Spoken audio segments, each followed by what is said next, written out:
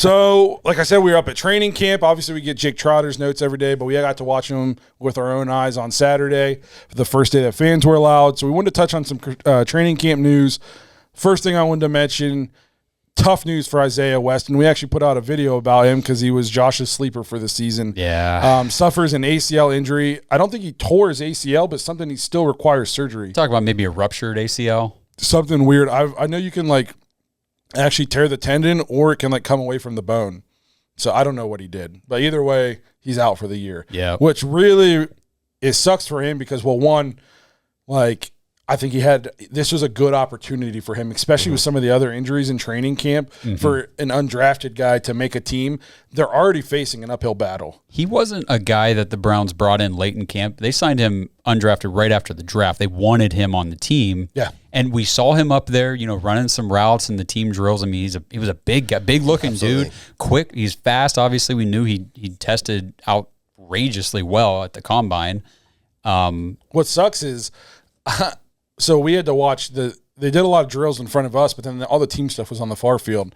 And I remember I watched him run the route that he got hurt on. Yeah, because we were like, hey, that's Weston. I was like, that's Weston. And then he ran it. I was like, man, that guy's big and fast. Like, he looks – and then they ran the play, and then I was like, oh, man, he's limping off. Yep. And then they had to come get the cart for him. Yeah, they carted him off. And I was like, what are the one play I happened to, like, be looking for him, and he gets hurt.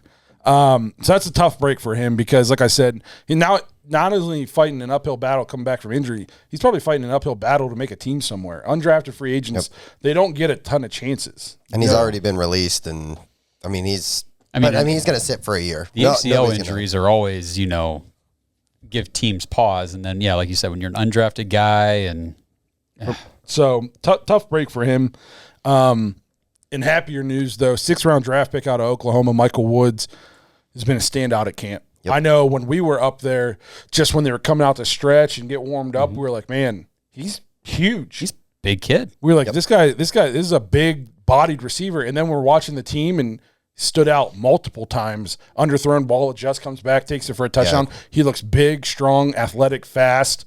I mean, he's been – I would say he's probably been like the surprise of camp so far. Mm-hmm. Yeah, I was definitely under the wrong perception of Michael Woods when they drafted him because I just had in my mind like this little like smaller slot receiver type receiver, body build and everything, but he's not. He's a big guy. I just envisioned he was kind of one of those dudes who was not exactly a precise route runner, maybe not the best hands, but he played in Lincoln Riley's offense, so he's going to put up good numbers. Mm-hmm. But he's come in and he showed out. He's been given the opportunities because of injuries to Bell and Schwartz. Amari Cooper's missed a couple days, so he's had a chance to go out there and play. And, I mean, credit the kid. He's taken every advantage so far. That could be 2 for 2 for AB getting 6th-round draft picks at wide receiver. I mean, Donovan Peoples-Jones looks awesome. Yeah. Mm-hmm. And we know what his potential could be, and, I mean, Michael Woods might be that same kind of guy. Do the Browns need to sign a new receiver, though, with all the – so – they should probably get like 5 or 6 of them. Isaiah Weston goes down. I know he's undrafted, but we had hopes that he'd make the team, make an impact. Amari Cooper's back today, but he's already been banged up a little bit. Yeah. David Bell has been out since the beginning of camp. Schwartz out.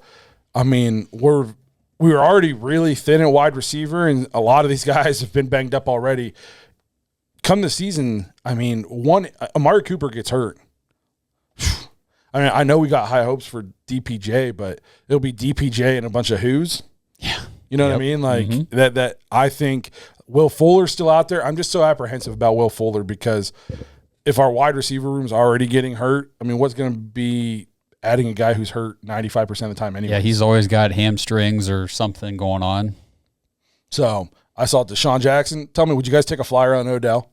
Even if he might not be back till midseason. I don't think that Odell is even going to entertain signing with anybody until later in the season. I think in his position with his recovery going on, first, why even mess around with like a training camp and all that stuff? You can continue to train and rehab and do your own thing and then just kind of see how the season's going because he probably wants to win a Super Bowl. So, I mean, by the time he's ready to sign, it could be kind of like last year. I picked the Rams.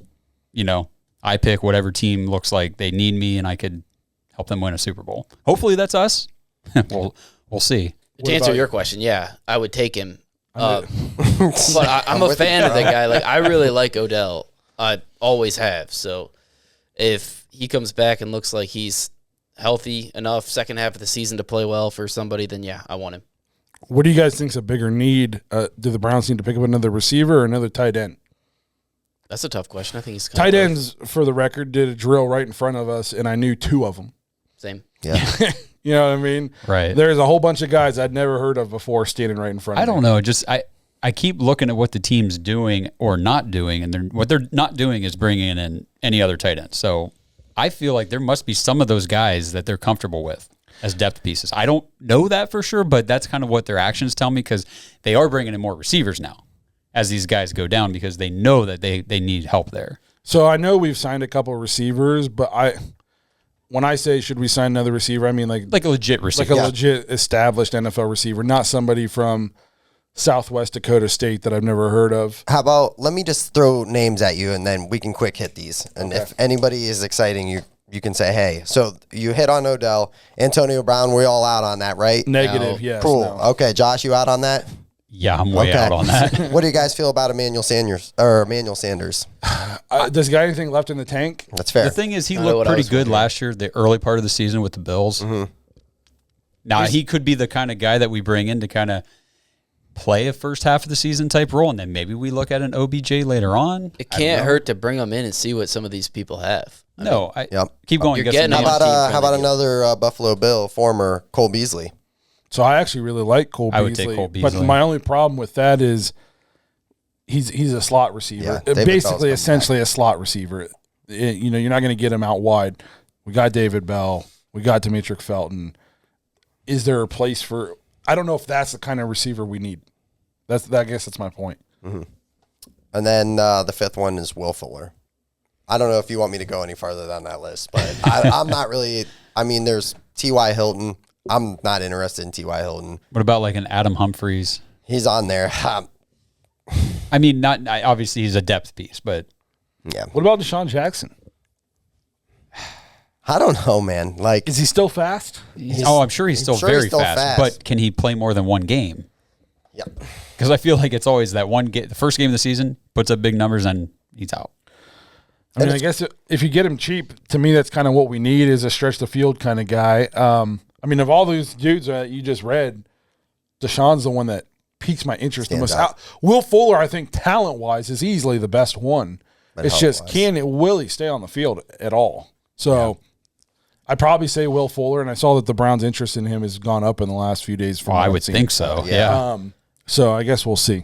And then do you guys want me to hit on tight ends real quick that are still available? Yeah, go ahead. So I'm just going to hit on the ones that I think are interesting. Jared Cook. I think we've said that for a long time. I would be very okay with that. He's how old now? Like 30? Probably 75, but it doesn't matter. All he does is go somewhere and be solid. And I wasn't saying that as a opposition. I was just curious. I think he's very old, but I don't know off the top of my head how old he really 35. is. He's 35. Jimmy Graham. I think I'm out on Jimmy Graham. I think I am too. He didn't even ball out with Aaron Rodgers. No. Eric Ebron. Yep. I mean, I'm on the record saying that's a guy I'd definitely take. Blake Jarwin. Yeah, I would do Jarwin for sure. And then Jesse James. You know what? I don't hate Jesse James if that's the guy that they brought in. Somebody besides a guy who was playing basketball 6 months ago. Yeah. Because I mean, in one injury to Njoku or Bryant, we're cooked at tight end. And I think you can get a lot of these guys dirt cheap. Yeah. The fact that they're still available. I might be able to afford one of them. Do you got time to come on a podcast? The fact that they're still available, and I think it even goes for like the receivers other than maybe like Odell. I think you could get relatively cheap. For sure. You know what I mean? I'd just like to see, if for some reason it just seems like we're happy standing pat. Maybe they're waiting to see what's going to happen with DeShaun. They're not going to go for broke if it's Brissett for a whole season. Who knows? But we definitely need help still. To me, don't consider this roster complete yet. It's very good, top of the league good. But there's definitely still a couple places that have me nervous. So another thing I want to talk about at camp, DeShaun Watson, outside of everything else, just football. The dude it's unlike anything the Browns have ever had. You know, watching him throw a football, it was Aaron Rodgers-esque. Like how it's just like a flick, and it goes 50 yards, quick release. I mean, DeShaun throws the ball, and you almost don't even see his arm move. It's just like a flick of the wrist, and it's on a rope 50 yards. I mean, it's impressive. There's a reason why the Browns are willing to put up with what they're putting up with him. It's because talent-wise, he's one of the best in the world. And with DeShaun Watson, and I've been to training camp since 2018 minus the COVID year, and you've been to a few, haven't you? A lot. Yeah. A lot of training camp. It just, DeShaun Watson seems so much all about business on the practice field. I mean, he wasn't playing to the crowd. He wasn't, dancing around or hyping up other, like he was out there doing what he needed to do, going through the drills, getting better. And then he was over watching tape after the team drills for a long time, going through some of the plays and things. And it just seemed very, very focused. And I like that. Focus, and it's just effortless. Yeah. That's like there's no need for any extra stuff because football is just so natural to him. Right. Like pressure from the defense isn't going to like rattle him because he knows where he's going with the ball. Yeah. I've been to training camp. I've watched all these quarterbacks the Browns have had. He's easily the best one we've ever had. Yeah. And that I could tell that from the very first throw I watched him make. It was like watching something different. And I mean, just if people are wondering, when he came out on the field, I mean, he got a standing Did you read any of that applause. stuff? Have you read any, so I've read multiple, articles where it's, muted response from Browns fans as DeShaun Watson runs on the field. And I was not muted. It was not muted. Now, Mary Kay, I can't remember if she reported that he got a big ovation or whatever, but we can say we were sitting there, and as he came out, I don't think people really realized he was running out, but once people realized he was running out on the field and he ran basically down to the one field goal post and back, people were excited. I mean, everybody was on their feet. Yes. I mean, we had to get up. The dude's getting mobbed for autographs after every camp. Yeah. So if you're reading things on the internet about all these Browns fans, at least for all the people who were at training camp, I didn't hear a single negative thing. No. I mean, there was a lot of Watson jerseys being worn. I mean, it's just exciting time. Yep. Well, maybe for next year it'll be exciting. But I forgot to put this in here, but I think maybe the most impressive thing was John's sleeper for the season, Cade York. I was going to bring him up if you weren't. Yep. So they did all the team drills on the far field, so we actually got a front row show of Cade York putting on a kicking clinic 20 feet from us. The dude there's a reason we drafted him, and he's, at least so far, he's living up to that. The guy, he missed one 50-yarder, and then immediately tried it again, cleared it by 15, 20 yards. The dude knocked through a 58-yarder that would have been good from 65 easy. Yep. He's living up to the billing so far. We'll see what it's like in the stadium with the defense in front of him, crowd going crazy, but he looked the part. But the weather was real nice too. Yeah, it was a nice day. Yeah, it was beautiful out. That's fair. But we talked about this up there, how, in years past, there's always 2 or 3 kickers that are kind of rotating on and off, making their kicks and doing the drills. He's the only kicker on the roster. Yeah. There's nobody else. We're riding or dying with He's Cade the York. guy. He is the guy. Again, another thing that the team has done in their actions that show me they have a lot of confidence and faith in this kid, because they're not bringing in any competition. They're good with him. You don't need to. It didn't look like it either. I don't think you need to. He showed out, and I was very impressed. No, I just want to know, down by a point with 1 second left on the clock, 50-yard field goal, that we're probably going to win. Yeah, I haven't felt that in a long time. I talked to Josh while we were watching him, and I said, look at what Cincinnati, and it sucks, I can't think of the kid's name right off the top of my head, but Cincinnati's kicker last year, all he did was come in and was just super confident, knew what he was bringing to the table, and just kick game winners. I'm like, the fact that they don't go to the Super Bowl without him. Right. The fact that he just looks at Joe Burrow and he's like, hey, we're about to go to the Super Bowl, and just goes out there and kicks it, no problem. That dude raised up the stock of kickers for Cade York. That's the vibe I get from Cade York, though. He's out, he's got a confidence about him. Yes. I know I'm a good kicker. I don't care. I can just go out here and bang 65-yarders. It doesn't matter. Right. Yeah. So that was a big plus out of training camp. And then the last thing I want to touch on out of training camp, Jerome Ford's having a good camp. Yeah. A guy who's looking at 4th string running back this year, but he's especially catching the ball out of the backfield. And how many catches did you say he had in college? 31.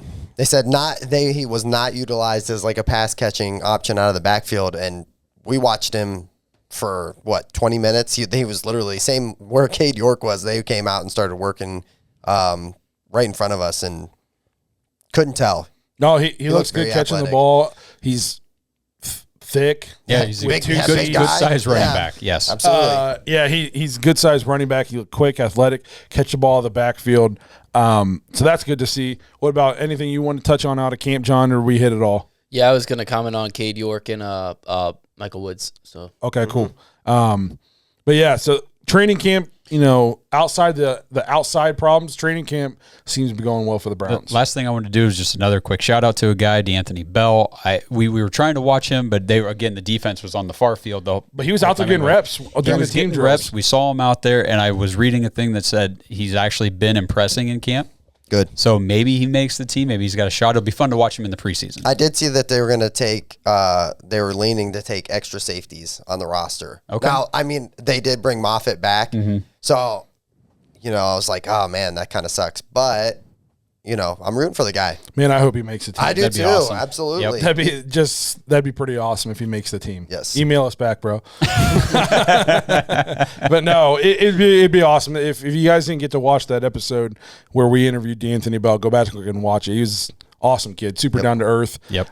So we're pulling for him here. Hopefully he can make the team. Browns fans, we just want to take a quick break in the action to remind you about DraftKings. DraftKings changed the fantasy game forever in 2012. Now, 10 years later, they're doing it again with Rainmakers Football, their first ever NFT fantasy game. A new way to enjoy daily fantasy football. A new shot to win millions in prizes, and the only NFT fantasy game licensed by the NFLPA. Playing Rainmakers Football is simple. Buy, sell, bid, and win player cards of the biggest names in the game through regular drops and auctions. Build your collection of football stars and enter free Rainmaker Football contests all season long to compete for millions in jaw-dropping prizes. Each week, craft your lineups of athletes from your NFT collection and rack up points for touchdowns, receptions, and more, just like you would in daily fantasy football. The next generation of fantasy sports is almost here. Download the DraftKings Daily Fantasy app now. Sign up with promo code TPPN. Click the Rainmakers title and opt in so you can be ready for the next drop. Play free for millions in prizes all football season and build the ultimate NFT fantasy franchise with Rainmakers Football. That's promo code TPPN only at DraftKings. Eligibility restrictions apply. See DraftKings.com for details.